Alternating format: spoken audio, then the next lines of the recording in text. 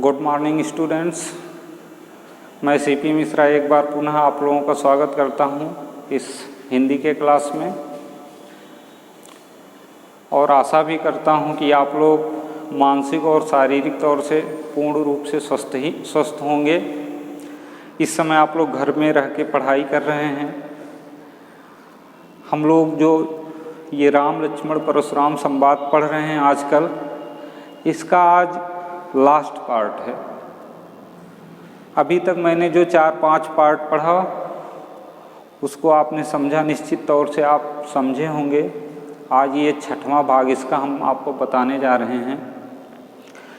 अब जो 5 भाग आपने अभी तक पढ़ा उससे आपको यह स्पष्ट हो चुका होगा कि हाँ, इसमें जो है परशुराम जी मुख्य भूमिका में परशुराम जी हैं। उनसे संवाद करने वाला कौन कौन है? राम हैं, लक्ष्मण हैं, विश्वामित्र हैं।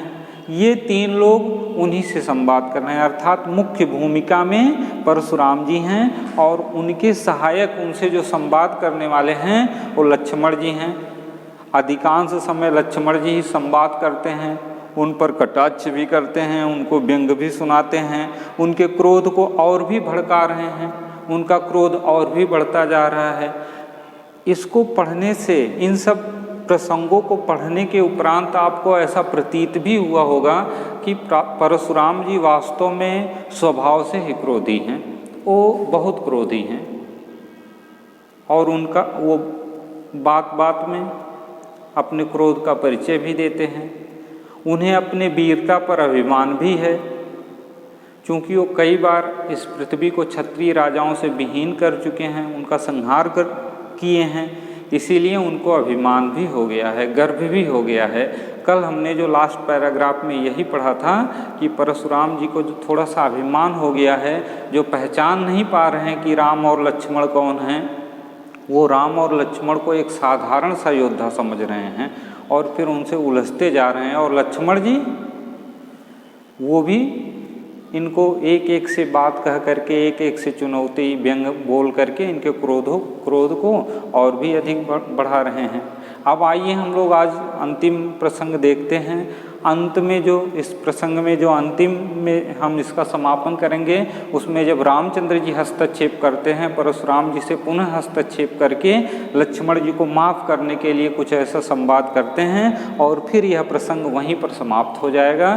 तो आइए चलिए हमारे साथ आप लोग एक बार मिल करके पढ़िए। कहूँ लखन मुनिशील तुम्हारा, को नहीं जान विदित संसारा। माता पितहि उरिन भय नीके, गुर ऋण रहा सोच बड़ जी के। जो जनु हमरे ही माथे काढ़ा, दिन चली गए ब्याज बड़ बाढ़ा। अब आनिय व्यवहरिया बोली, तुरत देव मैं थैली खोली। सुनि कटु बचन कुठार सुधारा, सुनि कटु बचन कुठार सुधारा। हाय हाय सब सभा पुकारा। भृगुवर परसु देखावहु मोही, विप्र विचारी बचौ नृप दोही। मिले न कबहू सुभड रन गाढ़े, द्विज देवता घरहि के बाढ़े। अनुचित कहीं सब लोग पुकारे, रघुपति शयन ही लखन निवारे। लखन उतर आहुत सरिस, भृगुवर कोप कृशानु। बढ़त देख जल संवचन, बोले रघुकुल भानु। इस तरह से आपने इसे पढ़ा। अब आइए देखते हैं शब्दार्थ। बहुत सारे इसमें शब्द जो कि पिछले प्रसंगों में आ चुके हैं, जिसका अर्थ हमने बताया है, और कुछ नए इसमें आए हैं जिसको हम आपको बताएंगे, और कुछ पुराने हैं उनको भी आपको दोहराएंगे, उनका भी रिवीजन कराएंगे। देखिए, लखन कहो, लक्ष्मण जी ने कहा।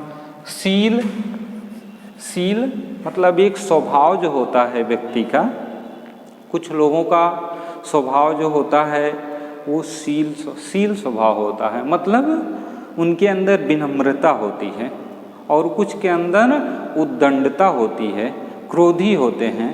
तो यहाँ पर शील, शील शील मतलब शील, और शील का मतलब होता है विनम्रता। को नहीं जान विदित संसार। विदित, विदित शब्द बहुत पहले हमने पढ़ाया, कई प्रसंगों में विदित शब्द आया। विदित मतलब ज्ञात है, मालूम है। विदित का मतलब होता है ज्ञात है, मालूम है। संसारा मतलब संसार में। मात पिता ही, माता और पिता। मात पिता ही, माता और पिता। उऋण, उऋण मतलब होता है ऋण मुक्त, कर्ज से मुक्त। उऋण का मतलब होता है ऋण मुक्त, और ऋण मुक्त मतलब कर्ज मुक्त। किसी का हम कर्ज हैं, किसी का हम ऋणी हैं, उसको हम चुका दिए, उसको दे दिए, तो हम हो गए उऋण। उऋण का मतलब होता है ऋण मुक्त। भयनी के मतलब पूर्ण रूप से। गुरु ऋण, गुरु ऋण, ऋण माने ऋण, कर्ज, और गुरु ऋण मतलब गुरु का कर्ज। रहा सोच बड़ जी के, जी के मतलब हृदय में, एक मन में भावना है कि हम इनके कर्जदार हैं, उसी को कहते हैं बड़ जी के। जो जनु हमरे ही माथे काढ़ा, मतलब हमारे माथे काढ़ा मतलब हमारे ऊपर मढ़ दिए हैं, हमारे ऊपर जो उस जिम्मेदारी को सौंप दिए हैं। तुरत देव में थैली खोली। थैली मतलब अपना जो थैला है, अपना जो खजाना है। खोली मतलब खोल देना है। सुनी कटु वचन कुठार सुधारा। कटु, कटु मतलब होता है कड़वा। कटु मतलब क्या होता है? कड़वा। सुधारा मतलब व्यवस्थित करना, संभालना। हाय हाय, कोई चीज़ होता है तो लोग आश्चर्य में हाय हाय मतलब अरे ये क्या हो रहा है। उसी समय में जब घबराहट की स्थिति होती है तो क्या कहते हैं? हाय हाय। सब सभा पुकारा। सभा मतलब वहाँ पर उपस्थित सारे लोग, कई सारे लोग जहाँ पर उपस्थित होते हैं, उसी भीड़ को हम क्या कहते हैं? सभा कहते हैं। और पुकारा मतलब होता है बुलाना, आवाज़ देना। भृगुवर परसु देखामहि मोहि। भृगुवर, भृगुवर अर्थात परशुराम जी। परसु, परसु मतलब होता है फरसा। देखामह मोहि मतलब मुझे, देखाऊं मतलब दिखा रहे हैं। विप्र विचारी, विप्र माने होता है ब्राह्मण। विचार मतलब होता है सोच कर, जान कर। नृप दोही, नृप द्रोही मतलब राजा का शत्रु। नृपद्रोही मतलब होता है राजा का शत्रु। मिलन कबहु सुभट रन गाढ़े। सुभट मतलब महान योद्धा, रन मतलब रण, सुभट मतलब होता है महान। मिलन कबहु सुभट रन गाढ़े। सुभट मतलब होता है महान, रन मतलब होता है रण, युद्ध भूमि। द्विज देवता, द्विज देवता मतलब ब्राह्मण। विप्र मतलब ब्राह्मण, द्विज देवता मतलब ब्राह्मण। घर के बाढ़े। अनुचित मतलब जो उचित न हो, उसी को हम लोग अनुचित कहते हैं। अनुचित कही सब लोग पुकारे। पुकारे मतलब पुकारना, आवाज़ देना। रघुपति, रघुपति अर्थात रामचंद्र जी को, श्री राम को हम लोग कहते हैं रघुपति। सैनई, सैनई मतलब आँखों के इशारे से, हम आँखों के इशारे से किसी को कोई बात कहते हैं, किसी को समझाते हैं, तो उसको हम लोग कहते हैं सैनई। और नेवारे मतलब होता है मना किया। सैनई मतलब होता है आँख के इशारे से, नेवारे का मतलब होता है मना किया। लखन उतर मतलब उत्तर से, जवाब से। आहुति सरिस भृगुवर कोप। भृगुवर मतलब परशुराम जी का, कोप मतलब गुस्सा। कृषाणु, कृषाणु अग्नि का पर्यायवाची शब्द है। कृषाणु का मतलब होता है अग्नि, आग। बढ़त देख जल सम, बढ़ते हुए देख करके। जल माने जल पानी, सम माने जैसा। बोले मतलब बोले, वचन मतलब वाणी। रघुकुल, रघुकुल रघु के कुल, रघु के वंशज, रघुकुल के। रघुकुल मतलब रघु के कुल के जो शिरोमणि अर्थात कौन है? श्री राम हैं। और भानु मतलब सूर्य होता है। रघुकुल भानु मतलब सूर्य वंश के रघुकुल के सूर्य, उसी को हम लोग कहते हैं रघुकुल भानु, मतलब रघुकुल के सूर्य। अब आपने समझ लिया होगा। आइए एक बार पुनः देखते हैं। कहो लखन मतलब लखन ने कहा, शील मतलब शील, विनम्रता, विदित मतलब ज्ञात है, संसारा मतलब संसार में, माता पिता मतलब माता और पिता, उऋण मतलब ऋण से मुक्त, नीके मतलब नीके अच्छे हैं, गुरु ऋण मतलब गुरु का ऋण। उसके बाद थैली, थैली खजाना, कटु मतलब कड़वा, सुधारा मतलब सुधार करके, व्यवस्थित करके, हाय हाय घबराहट भरा एक स्वर होता है, सभा मतलब भीड़, पुकारा मतलब आवाज़ दिया, भृगुवर परशुराम जी को, फरस मतलब परसा, मोहि मतलब मुझे, विप्र मतलब ब्राह्मण, विचार मतलब सोच करके, नृप मतलब राजा, द्रोही मतलब द्रोह करने वाला, जो राजा का द्रोही होता है उसी को हम लोग नृप द्रोही कहते हैं। सुभट मतलब महान योद्धा, रण मतलब युद्ध, द्विज देवता मतलब ब्राह्मण, अनुचित मतलब जो उचित न हो उसी को हम लोग क्या कहते हैं? अनुचित कहते हैं। पुकारे मतलब आवाज़ देना, रघुपत राम को कहते हैं, सैनय आँख के इशारे से, निवारे मतलब होता है मना किया, और भृगुवर कोपु मतलब परशुराम जी का कोप गुस्सा, कृषाणु मतलब अग्नि होता है, जल मतलब पानी, जल के समान, सम मतलब जैसे, वचन मतलब वचन, बोले मतलब बोलना, रघुकुल भान मतलब रघुकुल के सूर्य अर्थात श्री राम। अब आइए हम लोग इसकी व्याख्या करते हैं। मैंने आपको पहले ही बताया कि परशुराम जी का लक्ष्मण जी से संवाद चल रहा है। लक्ष्मण जी परशुराम जी को उकसा रहे हैं और परशुराम जी भी गुस्से में आकर के अनेक प्रकार से बोल रहे हैं, अनेक प्रकार से बात कर रहे हैं। अब देखिए यहाँ पर लक्ष्मण जी क्या कहते हैं? कहो लखन मुनि शील तुम्हारा, को नहीं जान विदित संसारा। लक्ष्मण जी कहते हैं कि हे महामुनि, इस संसार में सबको आपके बारे में पता है, आपके स्वभाव के बारे में इस संसार में सबको पता है, सबको ज्ञात है। कौन नहीं ऐसा है जो जानता न हो आपके स्वभाव के बारे में। अर्थात लक्ष्मण जी कहते हैं कि हे महामुनि, संसार में सभी को ज्ञात है आपके स्वभाव के बारे में, आपके स्वभाव को सब लोग जानते हैं कि आपके अंदर कितनी विनम्रता है। माता पिता उऋण भयनी के, गुर ऋण रहा सोच बड़ जी के।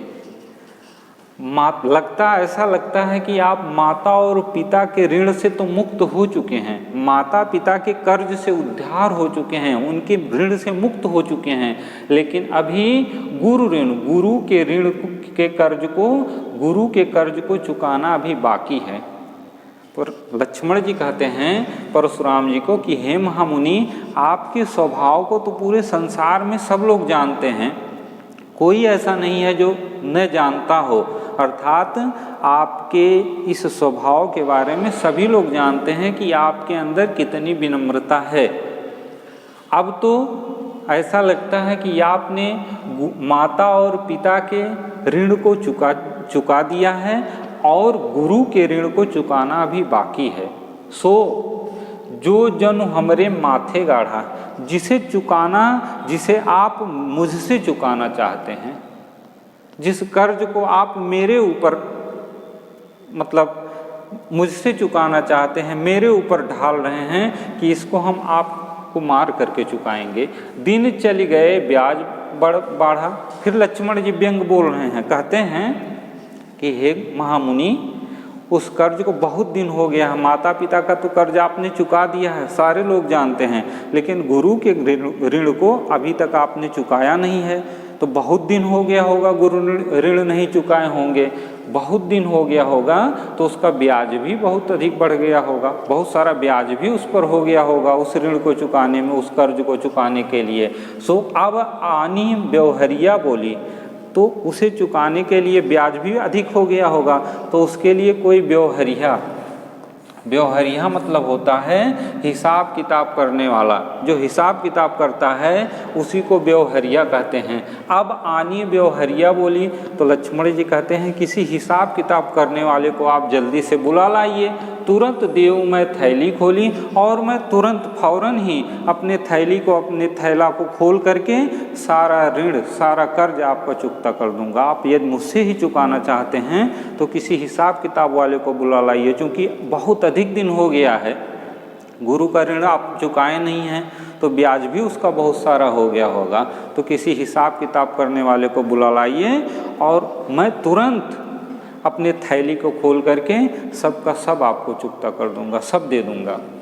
सुनी कटु वचन कुठार सुधारा। ऐसे लक्ष्मण जी के कटु वचन को, कड़वे वचन को सुनकर के परशुराम जी का क्रोध और भी अधिक बढ़ गया। अपने आपे से बाहर हो रहे हैं और अपने कुठार, अपने फरसे को हाथ में लेकर के कह रहे हैं, हाथ में लिए क्रोध उनका बढ़ा, अपने फरसे को हाथ में संभाल रहे हैं। अब इसको देख करके हाय हाय सब सभा पुकारा। सभा में उपस्थित सारे लोग बिल्कुल घबरा से गए कि अब तो अब अनर्थ हो गया, जो अभी तक किसी तरह से टला था वह अब घटना निश्चित ही वह दुर्घटना हो जाएगा। और सभा में उपस्थित सारे लोग हाय हाय बिल्कुल पुकारने लगे, बिल्कुल बचाओ बचाओ की स्थिति में सब लोग आ गए। भृगुवर परसु दिखाओ हिमोही विप्र विचारी बधो बचो नृपदोही। फिर लक्ष्मण जी देखिए फिर उकसा रहे हैं उनको, कितना क्रोध दिलाते जा रहे हैं। क्या कहते हैं? भृगुवर परसु दिखाओ मोही, हे भृगुवर, हे परशुराम जी, बार बार आप मुझे फरसा दिखाते हैं, हमेशा फरसा दिखा के डराने का प्रयत्न करते हैं। विप्र विचारी बचो नृपद्रोही, हे राजाओं के द्रोही, हे राजाओं के द्रोही परशुराम जी, ब्राह्मण समझ करके मैंने अभी तक आपको कुछ कहा नहीं। आपको मैं भी आपको जीवित बचाए रखा हूँ, आपसे कुछ कह नहीं रहा हूँ। मिले न कबहूँ सुभट रणगाढ़े। ऐसा लगता है कि अभी तक जो भी आपने युद्ध किया उस युद्ध के भूमि में कोई वीर योद्धा आपको मिला नहीं आपसे युद्ध करने के लिए। द्विज देवता घर के बाढ़े, हे द्विज देवता, हे ब्राह्मण देवता, आप घर के ही शेर दिखाई दे रहे हैं। अभी तक आपसे कोई वीर योद्धा मिला नहीं कि बराबरी का सामना हुआ हो, बराबरी का तुलना आपसे हुआ हो, तब तो ऊँट पहाड़ के नीचे आता, ऐसा हुआ नहीं है। हे ब्राह्मण देवता, आप घर के ही शेर दिखाई दे रहे हैं, आप घर में ही अपनी वीरता का बखान करने वाले लग रहे हैं। अनुचित कही सब लोग पुकारे। सभा में उपस्थित सारे लोग कहने लगे कि अब बहुत अनुचित हो रहा है, अब बिल्कुल अन्याय हो रहा है। लक्ष्मण जी बहुत अधिक बोलते चले जा रहे हैं। रघुपति सैन लखन निवारे। फिर रघुपति श्री राम अपने आँखों के इशारे से लक्ष्मण जी को शांत कर रहे हैं। श्री राम अपने आँखों के इशारे से लक्ष्मण जी को मना कर दिया कि अब मत कुछ बोलो, अब तुम शांत हो जाओ, क्योंकि अब परशुराम जी अपने आपे में नहीं हैं, अब निश्चित ही अनर्थ हो जाएगा।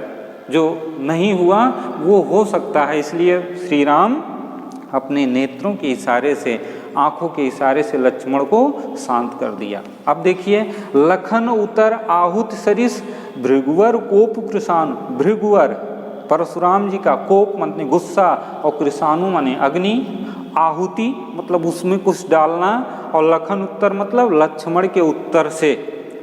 लक्ष्मण जी का उत्तर, जो लक्ष्मण जी उत्तर पर उत्तर देते जा रहे हैं, वह उत्तर परशुराम जी के क्रोध की अग्नि में आहुति के समान हो रहा है। जिस प्रकार से अग्नि में किसी चीज़ की आहुति दी जाती है, घी की आहुति, किसी चीज़ की आहुति देने से अग्नि और भी अधिक तीव्र गति से प्रज्वलित होती है, उसी प्रकार से परशुराम के क्रोधाग्नि में लक्ष्मण जी का उत्तर आहुति का कार्य कर रहा है।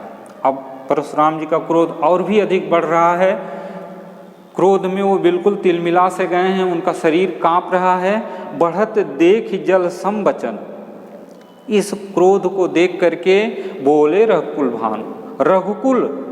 रघुकुल के सूर्य अर्थात श्री राम जब परशुराम जी को इतने क्रोध में देखते हैं, इस स्थिति में देखते हैं, तो जल के समान ठंडा कर देने वाला मीठा वचन परशुराम जी से बोलते हैं, मीठे वचन में परशुराम जी से बोलते हैं कि हे महामुनि, आप इसके दोष को क्षमा कर दें, आप इसके दोष पर इतना क्रोध न दिखाएं, इसके दोष को क्षमा कर दें, मैं आपसे प्रार्थना करता हूँ, मैं आपसे विनती करता हूँ। आइए एक बार पुनः संक्षिप्त में इसका भावार्थ देखें। कहूँ लखन मुनशील तुम्हारा, को नहीं जान विदित संसारा। लक्ष्मण जी कहते हैं कि हे महामुनि, आपके अंदर कितनी विनम्रता है, ये सारा संसार जानता है, कोई ऐसा नहीं है जो न जानता हो कि आपके अंदर कितनी अधिक विनम्रता है, अर्थात आप कितने अधिक क्रोधी हैं, आपके क्रोध को सब पूरा संसार जानता है। माता पिता उरिन भय नीके, गुरु ऋण रहा सोच बड़ जी के। लगता है माता पिता के ऋण को तो आपने बहुत पहले ही चुकता कर लिया, बहुत पहले ही चुका दिया है, अभी गुरु का ऋण चुकाना बाकी है। सो जन हमरे ही माथे गाढ़ा, जिसे आप मुझसे चुकाना चाहते हैं, हमसे चुकाना चाहते हैं, हमको मार करके चुका लेना चाहते हैं। दिन चले गए ब्याज बढ़ा, बहुत सारा दिन हो गया है गुरु ऋण चुकाने में, तो बहुत सारा दिन हो गया है, तो उसका ब्याज भी बहुत अधिक बढ़ गया होगा। इसलिए आप अब आनिए व्यवहारिया बोलिए, अब किसी हिसाब किताब करने वाले को जल्दी से बुला लाइए। तुरंत देव में थैली खोलिए और मैं तुरंत अपने थैले को खोल करके सबका सब आपको ब्याज समेत वापस कर दूंगा। सुनी कटु वचन कुठार सुधारा। लक्ष्मण जी के इस प्रकार कटु वचन को, कड़वे वचन को सुन करके परशुराम जी फरसे को हाथ में ले रहे हैं, फरसे को लेकर के तैयार हो गए। हाय हाय सब सभा पुकाराओ। इस स्थिति को देख करके, परशुराम जी को देख करके सभा के सारे लोग भयभीत हो गए, व्याकुल हो गए और हाय हाय करके पुकारने लगे। भृगुवर परस दिखाऊं। फिर लक्ष्मण जी कहते हैं कि हे भृगुवर, हे परशुराम जी, बार बार आप मुझे फरसा दिखा रहे हैं, फरसा दिखा करके अपने आप को महान योद्धा बनते हैं, हमको डराने का प्रयत्न कर रहे हैं। विप्र विचारी बचौ न दोही। हे राजाओं के शत्रु, आपको ब्राह्मण समझ करके अभी तक मैंने आपसे कुछ कहा नहीं, आप पर वार नहीं किया, मैं भी आपको अभी तक बचाए रखा, नहीं तो कब का अनर्थ हो चुका होता। मिले न कब हूँ सुभट रन गाड़े। लगता है आपको कभी युद्ध के भूमि में अपने बराबर का योद्धा मिला नहीं है, इसीलिए आप बहुत कुछ बोलते चले जा रहे हैं। द्विज देवता घर के बाढ़े। हे द्विज देवता, हे ब्राह्मण देवता, आप घर के शेर दिखाई दे रहे हैं, अपनी वीरता को स्वयं ही बखान कर रहे हैं। अनुचित कही सब लोग पुकारे। इतने में सभा में उपस्थित सारे लोग कह रहे हैं कि नहीं, यह अनुचित है, लक्ष्मण जी अब अनुचित कर रहे हैं। परशुराम जी से कहीं अधिक संवाद करने लगे हैं। रघुपति सैन्य लखन निवारे। फिर रघुनाथ श्री राम आंखों के इशारे से लक्ष्मण को शांत रहने के लिए कहते हैं।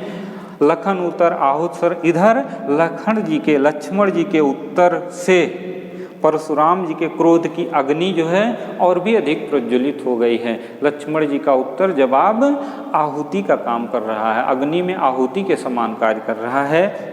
बढ़त देख जल संवचन बोले रघुकुल भान।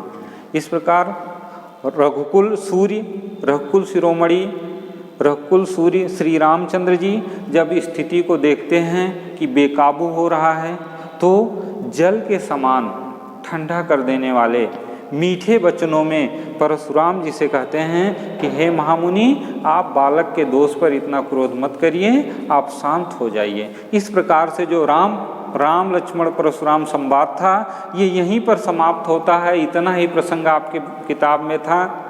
हालांकि इसके आगे श्री रामचरितमानस में बहुत सारा दिया हुआ है, किंतु आपके किताब में इतना ही था, इतना मैंने आपको बता दिया। इसको आप लोग पढ़ें और फिर इसमें जो भी होगा, जो भी क्वेश्चन होंगे आगे देखेंगे, फिर आगे नेक्स्ट क्लास में हम उसको बताएंगे। फिर बहुत बहुत धन्यवाद।